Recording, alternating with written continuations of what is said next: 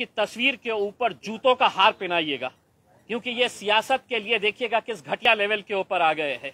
आज के औरंगाबाद शहर के अंदर कांग्रेस के और राष्ट्रवादी कांग्रेस के दलाल नेता आज सड़क के ऊपर अगर निकले तो उनको देखकर थूकना चाहिए हमें कि इनकी सियासत की वजह से, इनकी घटिया सियासत की वजह से अगर सत्ता से इतना मोह था तो सत्ता को चिपके रहना था।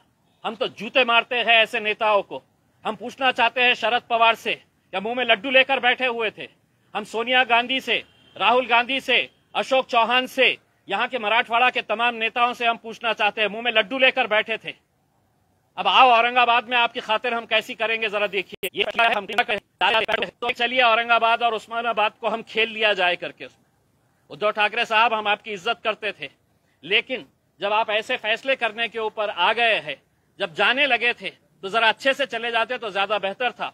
मैं औरंगाबाद की आवाम से अपील करना चाहूंगा, अब ये मामला केंद्र के सरकार के पास गया है, हम इसके जो भी रास्ते होंगे हम वो रास्ते निकालने की पूरी कोशिश करेंगे, और अगर वक्त आया तो हम सड़क के ऊपर भी आंदोलन करने की तयारी रखते हैं। दंगल होऊ शकते किंवा काही ठिकाणी जे तरुण भडक डोक्याचे लोक आहेत ते काहीही करू शकतात अशी सुद्धा शक्यता वर्तवली जाते, त्यांना तुम्ही काय आव्हान? देखिए, मैं औरंगाबाद की आवाम से, उस्मानाबाद की आवाम से अपील करूंगा कि वो शांति बनाए रखे।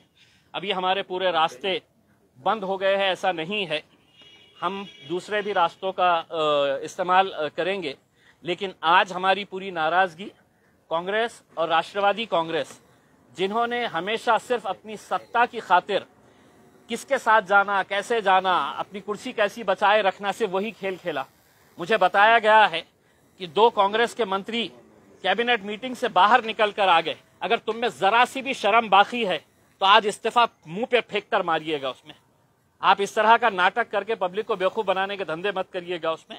औरंगाबाद हमारा शहर है, औरंगाबाद के तमाम लोग, इस शहर के पीछे का एक इतिहास है, वो इतिहास को तो मिटा नहीं सकते हैं। और हम ये कहना चाहेंगे कि औरंगाबाद की आवाम के लिए आप 50 नाम रख लीजिएगा, लेकिन औरंगाबाद औरंगाबाद ही रहेगा हमारे लिए। ये लोग बनफोड़ जो गए हैं, ये नाम बदलने से क्या वापिस आ जाएंगे इनके पास? देखिए, मैंने आपको जैसा पहले बताया है कि मरता क्या ना करता, आज उनको ये मालूम है कि अब हम एक मर्तबा कांग्रेस का सहारा ले लिए, राष्ट्रवादी का सहारा ले लिए, 3 पहियों की रिक्शा बनाकर है तो हमने 2.5 साल है तो महाराष्ट्र के अंदर सफर कर लिए है।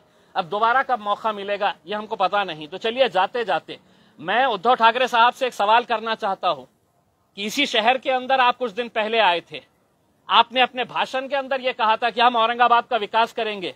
उद्धव साहब, कौन सा जादू की आपने छड़ी चलाए इस शहर के ऊपर कि पूरा विकास हो गया और आपने फिर है तो नामकरण का फैसला ले लिए है करके? उसमें आप ही की जबान के ऊपर आपने कहा था कि नहीं, मैं इस शहर के अंदर पानी पहुंचाऊंगा, हम इस शहर का विकास करेंगे करके। उसमें ऐसा क्या हो गया, इसका जवाब भी दीजिए आप, और आपको जवाब देना पड़ेगा उसमें।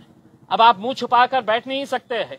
आपको अगर कोरोना अगर हुआ है तो आप है तो इसके ऊपर आइए, ऑनलाइन आकर जवाब दीजिए औरंगाबाद की और उस्मानाबाद की आवाम को। उसमें आपकी घटिया राजनीति की वजह से आप हमारे शहर के अंदर हंगामा नहीं पैदा कर सकते हैं।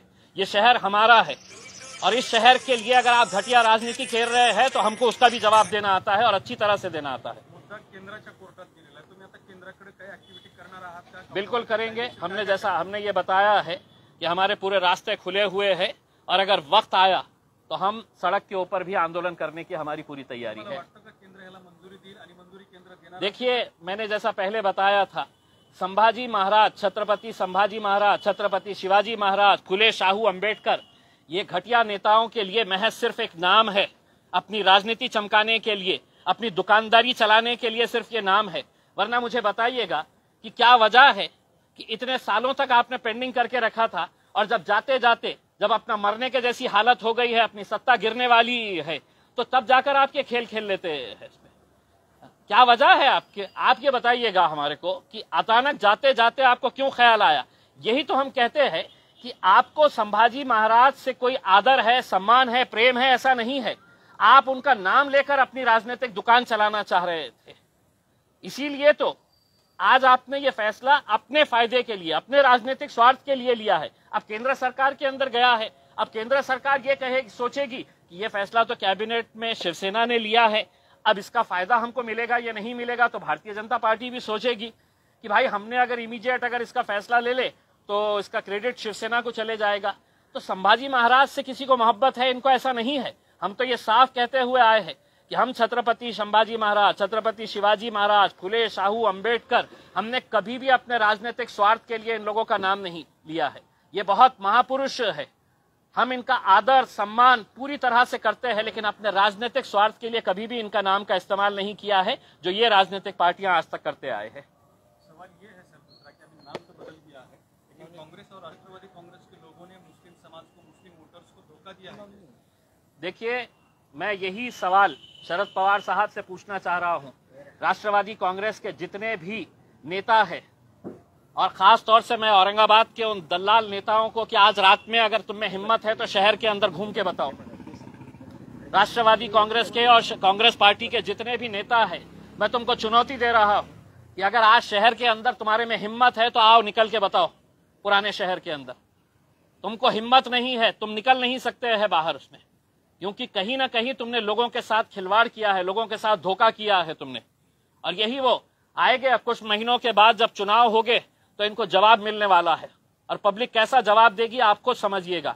लेकिन जब तक मैं ये कह रहा हूं, ये जितने भी नेता हैं, इनके बड़े बड़े नेता, इनके फोटोज के ऊपर चप्पलों का हार पहनाइएगा और उसके ऊपर सोशल मीडिया के ऊपर वायरल करिएगा, क्योंकि ये इसी के लायक ही है। अब चंद्रकांत खैरे डांस कर रहे हैं। चंद्रकांत खैरे साहब बिल्कुल अब उनके लिए डांस करने के लिए ही अब वक्त रह गया है, और मैं तो चाहूंगा कि वो एक प्रोफेशनल डांसर बन जाए करके उसमें, क्योंकि अब आगे की राजनीति तो वो कर नहीं सकेंगे, अब सिर्फ डांस करने का है। क्योंकि ये मुद्दा पिछले 25 सालों से चंद्रकांत खैरे साहब के लिए उनकी रोजी रोटी का जरिया था ये।